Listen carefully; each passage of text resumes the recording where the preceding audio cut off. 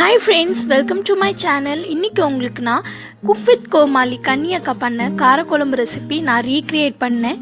So அதை எப்படி பண்ணேன்றதை வாங்க வீடியோக்குள்ளே போய் பார்க்கலாம். நிஜமாலுமே ரொம்ப நல்லா இருந்துச்சு. நாங்கள் வெள்ளம்லாம் போட்டு பண்ணதில்லை, பட் அந்த அக்கா போட்டு பண்ணாங்க. ஸோ அதே மாதிரி நானும் பண்ணியிருக்கேன். வாங்க வீடியோக்குள்ளே போய் பார்க்கலாம். அதுக்கு தேவையான பொருள் இந்த சின்ன சின்ன கத்திரிக்காய் எடுத்துக்கணும்.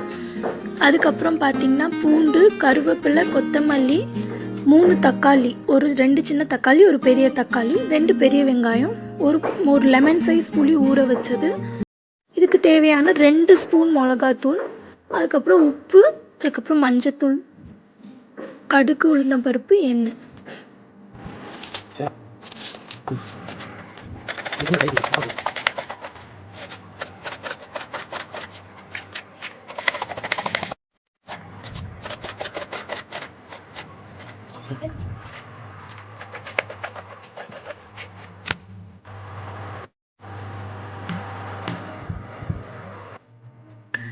ஸோ இப்போ பார்த்தீங்கன்னா கத்திரிக்காய்க்கு காம்பு ஒட்டை நறுக்கி போடுவோம், பட் அவங்க ஒட்டை நறுக்கல. ஸோ இந்த மாதிரி நறுக்கிடுவாங்க. ஸோ நானும் அதே மாதிரி நறுக்கிட்டேன். இப்போ இந்த கத்திரிக்காய்க்கு ஸ்டஃப்புக்கு அதிலேருந்து நம்ம எடுத்து வச்சுருந்த மிளகாத்தூள்லையே கொஞ்சம் 1 ஸ்பூன் எடுத்து அதுக்கு தேவையான அளவு உப்பு, தூள் உப்பு போட்டு மஞ்சத்தூள் போட்டு கலக்கி இந்த ஸ்டஃப்பில் வச்சு அதை தனியாக எண்ணெயில் வறுத்து போட்டாங்க. ஸோ நானும் அதே மாதிரி பண்ணேன்.